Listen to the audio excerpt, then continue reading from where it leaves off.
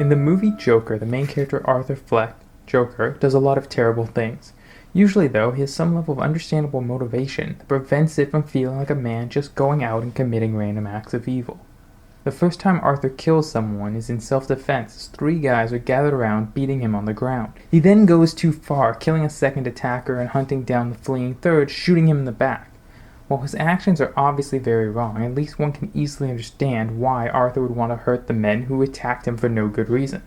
However, there is one particular act of violence that Arthur commits that stuck out to me while watching the movie as one I hoped he wouldn't or didn't do because it seemed so cruel and unprovoked. It is the only act of violence on Arthur's part that they don't explicitly show him commit, and I think it is because it would be completely unsympathetic. It is his only victim who never wronged him in any sort of way.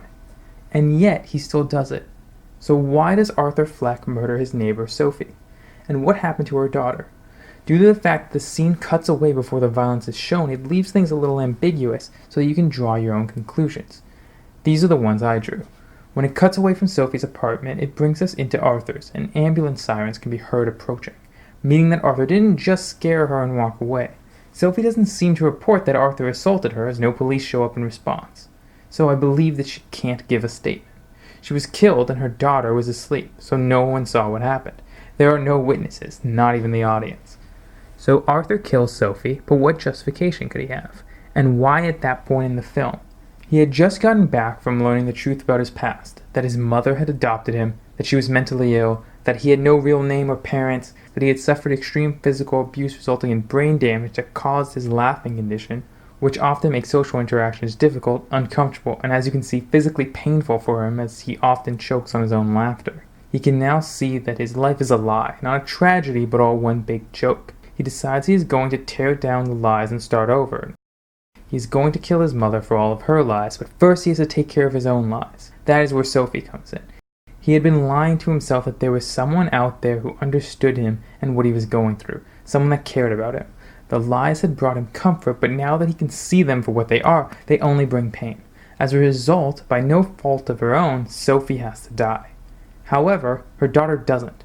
The film already established that Arthur likes kids and wouldn't hurt them, or even others when they were around, as seen when he plays with the kid on the bus and lets Alfred go because he realizes that Bruce is watching. More importantly, though, she isn't a part of his lie. The lies begin after following Sophie for a day and imagining that she comes to his door having noticed Arthur tailing her and doesn't seem to mind if she is interested in him. From that scene on, Sophie's daughter is absent. She doesn't so much as mention having to get a sitter to watch her so that they can go out, or so that she can be by his side in the hospital. As a result, Arthur has no reason to harm her.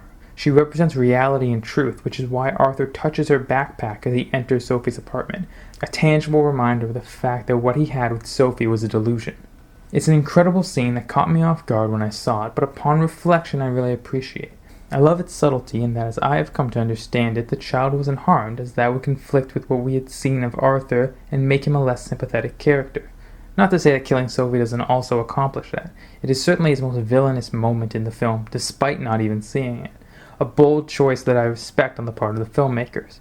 I love when a film makes me question things, and when the answers I come to are satisfying. Why did Arthur kill Sophie? I didn't get it, but now I do.